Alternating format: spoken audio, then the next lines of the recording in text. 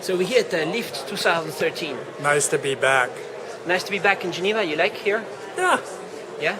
So, what do you do, like day to day? What are you doing right now? You know, the usual. I mean, hanging out on the net, getting a little bit of fiction written, pondering this and that, putting people in touch with each other, having lunch.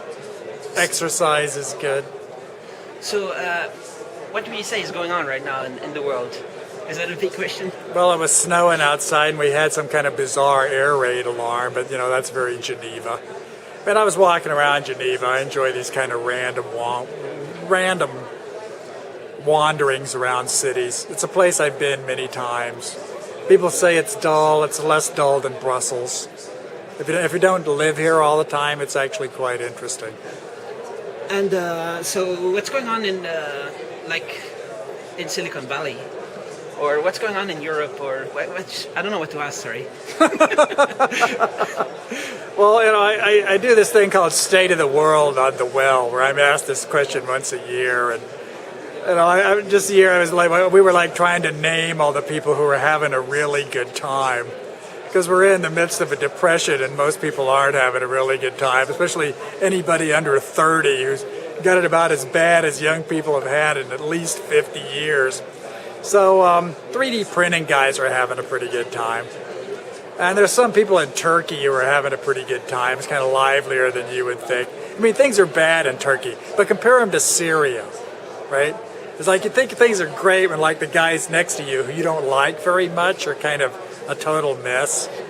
So, I spent some time in Belgrade, and the Turks are investing there. The Turks are always happy when the Greeks are unhappy. The Greeks are super unhappy now. So, that's the kind of thing I pay some attention to here and there. So, what's going on in Turkey? Like, is it Istanbul or is it technology stuff? Well, there's a lot of design in Turkey going on, and there's like, a new generation of Turks that they're one of the younger European nations, and you can be a young guy in Turkey and actually get a job, right? You're not like a young guy in Italy or Spain or Greece who's like, I'd love to immigrate, only I don't know where. So I don't know. I mean, they have kind of a repressive Muslim government, but it's less repressive and less Muslim than most repressive Muslim governments. Their TV's getting better. The general design's getting better. The population's better educated. Crime rate, organized crime, of course, the only kind that matters, is kind of going down. You can be a woman in Turkey, they still kind of step on you, but at least you can be on Facebook and, see something of the world. And Istanbul is awesome. It's an awesome place. I would love Istanbul, because I'm not a woman, it's kind of great. I mean, if you're half the population, it's kind of a drag. But it is kind of the Muslim New York. Super interesting place. There's just a lot of talent there. I mean, I don't rank. They're not a G7 country, Turkey, but it's important to pay attention to places like Turkey, Indonesia, areas that are kind of ramping up, and you have to compare them to similar states like Egypt or Syria, and they've been great in the past. The Ottoman Empire. I mean, right now Belgrade's like overwhelmed by this Turkish soap opera, Magnificent Century. It's super popular. And it's all about sultans and concubines. It's a romance soap opera. But and everywhere that the Ottoman Empire ever set foot, this kind of Turkish soft power has an effect. Bollywood, there's another one. Tons of money in Bollywood these past 3 years. People don't realize it. Indian cinema's never made this much money. They're having boom years, the 100 crore club, the sort of Bollywood superstars who are becoming real international movie stars. Awesome. There's like lots of things to discover in the world, that not just Silicon Valley, not just Geneva. There's like... Well, I think that's part of globalization, and I spent a lot of time in Silicon Valley. I used to write for Wired UK, and I know San Francisco very well, and lived for a year in California, even got married in California, but the U.S. is just 4% of the population, and there are many, many events like Lift the size of Lyft around Silicon Valley, but Lyft is just much, much more interesting.